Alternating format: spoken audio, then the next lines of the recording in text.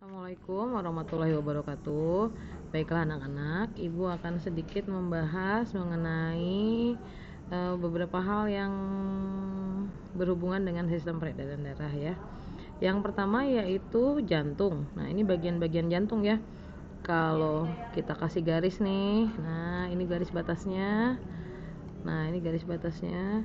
Nah, sehingga jantung itu dibagi menjadi 4 ruangan ya. Ibaratnya kalau 4 ruangan itu, kalau misalnya rumah kamu nih, rumah kamu itu dari pintu ya, orang kan masuknya kalau ke rumah nih dari pagar itu masuknya kan ke teras dulu ya, atau serambi ya. Nah, atrium atau serambi itu adalah bagian pertama nih ya. Nah, kemudian ada yang namanya ventricle. Ventricle itu adalah bilik. Bilik itu artinya kamar. Berarti dari serambi ke kamar gitu ya. Jadi alurnya seperti itu. Nah, terus ada bagian kiri, bagian kanan. Jadi nggak usah bingung ya kiri kanannya mana. Pokoknya tangan kiri kamu itu adalah bagian kanan jantung.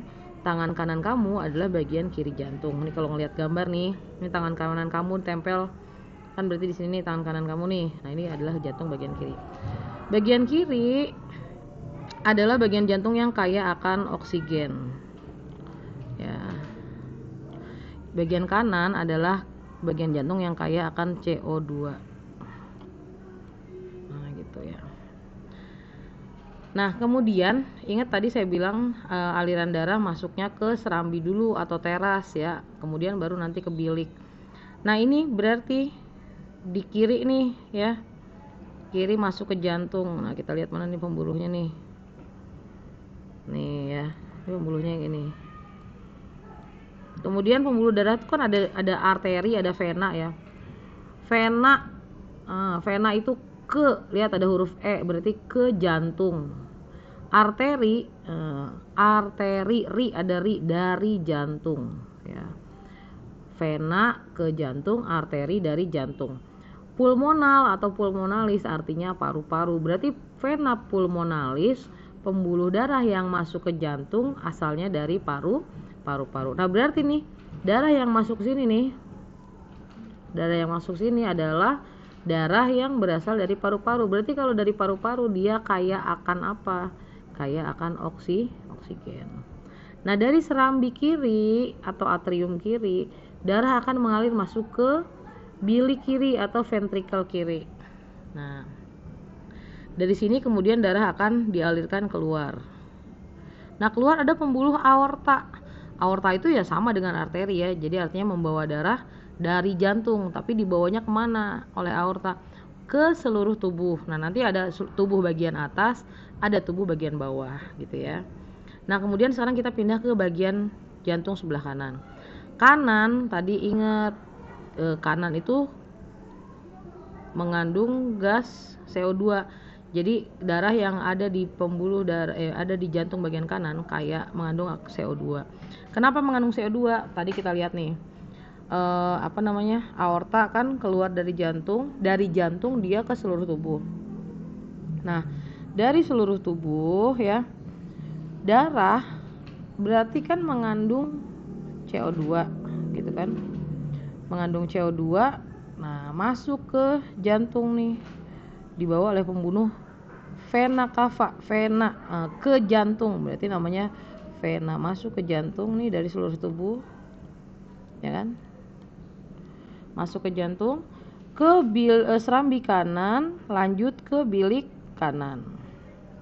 Nah, dari bilik kanan dia mengalir keluar. Nah, namanya arteri pulmonal. Nah, arteri pulmonal berarti pembuluh darah dari jantung pulmonal kemana? Ke paru-paru ya, keluar. Oke. Nah, terus kemudian lihat nih di bagian ini, nah ini kemarin di lembar kerja sudah saya bahas sedikit nih. Bagian dinding jantung yang kiri, bilik kiri, itu kalau dilihat ototnya lebih tebal. Kenapa dia lebih tebal? Karena bilik kiri memompa darah kemana? Ke seluruh tubuh. Tadi kan kita sudah pelajari ya, vena pulmonal masuk ke serambi kiri, lanjut ke bilik kiri, mengalirkan darah ke seluruh tubuh. Seluruh tubuh itu kan seluruh organ tubuh, organ atas, organ bawah. Nah, itu kan berarti cakupannya luas tuh ya, organnya banyak. jumlah pembuluhnya banyak. Nah, kalau ini tekanan darahnya tidak kencang, tidak deras, maka darahnya bisa-bisa tidak nyampe ke ujung-ujung, misalnya ujung jari tangan, ujung jari kaki, atau ke bagian pembuluh kapiler lainnya. Maka dari sini tekanan darahnya harus tinggi, harus besar. Supaya apa tujuannya? Supaya tujuannya bisa mencapai pembuluh darah yang kecil. Nah, supaya menghasilkan tekanan darah yang besar, maka dinding otot jantung pada bagian bilik kiri juga dirancang lebih tebal daripada dinding otot jantung bagian yang lainnya. Begitu ya. Oke, baiklah anak-anak, tadi kita sudah bahas mengenai jantung. Selanjutnya yaitu kita bahas mengenai pembuluh darah.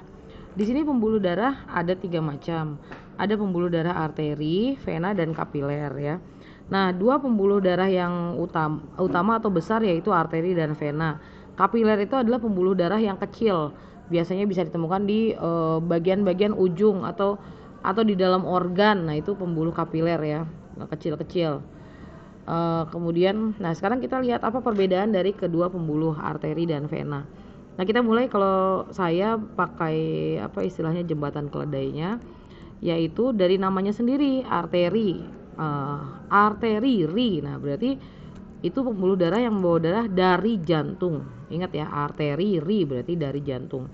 Vena ke jantung. Nah, jadi itu menjadi cara untuk membantu mengingat gitu ya. Nah, kemudian dari arahnya berarti arteri itu dari jantung, vena menuju jantung atau ke jantung ya. Nah, arteri sering juga disebut pembuluh nadi, sementara vena disebut juga pembuluh balik.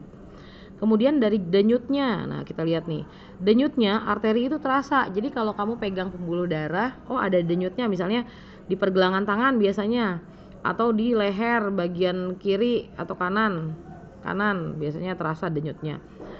Nah, itu berarti pembuluh darah arteri. Kemudian kalau vena tidak terasa denyutnya. Kemudian yang ketiga, dinding pembuluhnya seperti apa? Vena biasanya dindingnya tebal, kuat, dan elastis. Nah, jadi kalau yang tebal pembuluh arteri. Nah, ini kita lihat di gambar nih. Gambar yang merah ini pembuluh darah arteri nih. Sementara yang biru ini adalah pembuluh darah vena.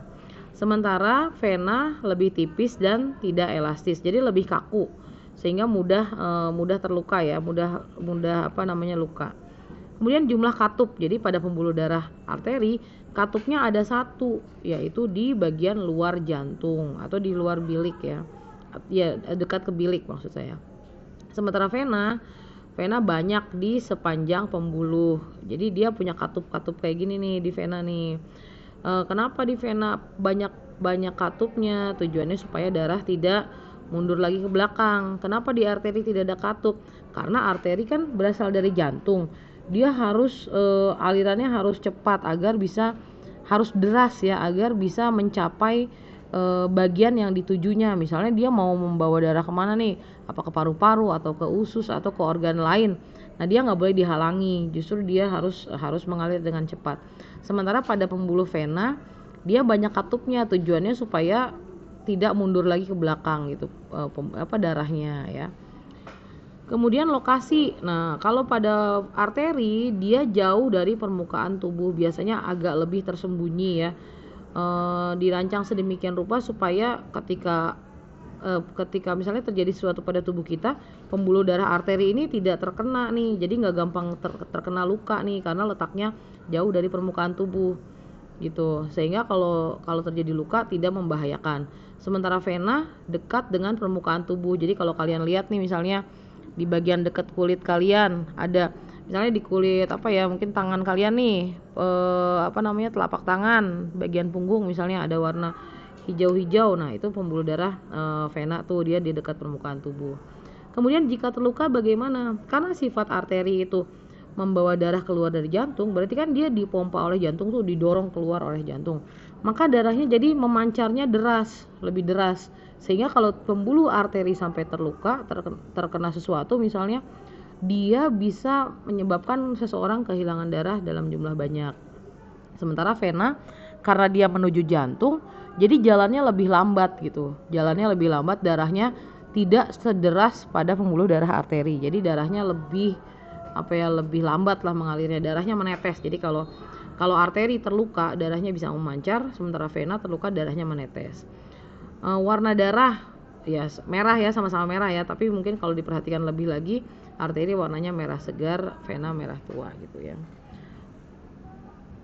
Baiklah, saya akan bahas mengenai peredaran darah kecil dan peredaran darah besar ya. Ini jantung saya bagi 4 ruangan ya. Ingat, ini serambi atau atrium, ini ventricle atau bilik, ini kiri, ini kanan. Kiri kaya akan oksigen, ingat, kanan kaya akan karbon dioksida. Jadi kalau dikatakan peredaran darah kecil adalah ketika darah hanya melewati jantung, paru, dan jantung. Ingat, jantung, paru, jantung. Berarti kalau ke paru-paru berarti darah yang kaya akan karbon dioksida dulu nih. Nah, jadi pertama, ingat, dari seluruh tubuh darah akan mengalir ke bilikan serambi kanan, kemudian dari serambi kanan ke bilik kanan, dari bilik kanan menuju ke paru-paru. Nah, ini darah membawa karbon dioksida nih ya, membawa karbon dioksida. Nah, dari paru-paru terjadi, dalam paru-paru ada kapiler, ingat, terjadi pertukaran gas. Jadi kalau kita bayangkan pertukaran gas itu ibaratnya ini kalau ini adalah sebuah jalan nih, jalanan ya. Nah, di sekitar ini jalanan ini kita anggap adalah pembuluh darah. Di sekitar pembuluh darah ini ada sel-sel. Nah, sel-sel ini diibaratkan rumah-rumah penduduk misalnya ya. Nah, kemudian pada saat darah nih, kita anggap ini adalah pembuluh darah kapiler di paru-paru. Pada saat nih darah ini kan masuk nih ke paru-paru nih dari jantung. Ingat, dia membawa apa? Membawa karbon dioksida. Nah, darah membawa karbon dioksida masuk nih. Nah, ketika sampai di sel-sel paru-paru, karbon dioksida akan dikeluarkan masuk menuju paru-paru sehingga paru-paru mengeluarkan karbon dioksida. Nah, sementara pada saat yang sama di dalam rongga paru-paru gas yang banyak adalah gas oksigen. Nah, ketika darah lewat nih pembuluh darah, kondisi itu dibaca oleh gas oksigen. Oh, di dalam darah oksigennya sedikit, maka oksigen akan bergerak masuk ke dalam darah. Gitu ya. Nah, CO2 membaca, oh di dalam paru-paru CO2 sedikit, maka CO2 akan bergerak ke paru-paru. Sehingga terjadilah pertukaran gas. CO2 dari darah ke paru-paru, oksigen dari paru-paru ke darah. Nah, kemudian darah ketika meninggalkan paru-paru, darah sudah tidak lagi mengandung CO2, tapi darah sudah mengandung gas O2 atau oksigen. Nah, kemudian mengalir balik lagi ke dalam jantung, ke serambi bagian kiri gitu ya. Nah, ini dikatakan peredaran darah kecil ya. Nah, selanjutnya yang dikatakan peredaran darah besar adalah apa? Dimana darah dari jantung bergerak atau mengalir ke seluruh tubuh nih, kemudian dari seluruh tubuh masuk lagi ke jantung, dikatakan peredaran darah besar. Kenapa dikatakan peredaran darah besar? Karena dia melewati organ yang banyak nih, organ seluruh tubuh kita nih, lewat semua. Nah, peristiwanya mirip dengan yang tadi ya. Ini darah dari tadi dari serambi kiri kan mengalir ke bilik kiri kan, Dari bilik kiri mengalir ke seluruh tubuh. Nah, ini kita lihat lewat pembuluh aorta. Nah, kemudian ini disebarkan nih oleh pembuluh darah kapiler masuk ke semua organ, ke otak, ke tangan, ke kaki, ke usus halus, ke lambung, semua kemana-mana dia mengalir tuh. Nah, kemudian di dalam organ juga terjadi pertukaran yang sama nih, Kita bayangkan pembuluh darah kapiler nih ya, di organ itu kita bayangkan seperti jalanan. Nah, kemudian sel-sel di sekeliling itu kita bayangkan seperti rumah ya, kita gambar nih. Kita bayangkan seperti rumah-rumah. Nah, kita lihat ya. Nah, dari sini ini darah masuk nih. Nih ya, dari posisi ini nih ya, darah masuk nih. Darah masuk berarti dia membawa gas apa? Oksigen. Oke. Nah, terjadi lagi pertukaran. Situasi ini dibaca nih oleh oksigen. Oh, di dalam jaringan nih, di dalam rumah-rumah ini, di dalam sel ini, oksigennya sedikit, maka oksigen akan bergerak masuk ke dalam sel atau masuk ke dalam jaringan, bergerak. Nah, pada saat yang sama di dalam sel banyak CO2. Aduh, maaf ya tulisannya jelek. banyak CO2. Nah, kemudian CO2 juga mendeteksi di darah CO2-nya sedikit, maka CO2 dari jaringan atau dari sel akan masuk ke pembuluh darah. Sehingga ketika darah keluar dari pembuluh kapiler, nah ini sudah tidak membawa gas oksigen lagi, tapi sudah berganti menjadi gas CO2 ya. Semoga bisa difahami ya anak-anak ya. Nah, kemudian darah nih dari sini nih dia udah membawa CO2 nih, udah bukan lagi oksigen lagi. Kemudian dia bergerak lagi mengalir masuk ke dalam jantung, serambi kanan. Dari serambi kanan dia ke bilik kanan, kemudian dia mengalir lagi ke paru-paru dan begitu seterusnya ya. Sehingga yang tadi jantung, paru, jantung namanya peredaran darah kecil, jantung seluruh tubuh balik lagi ke jantung namanya peredaran darah besar. Oke.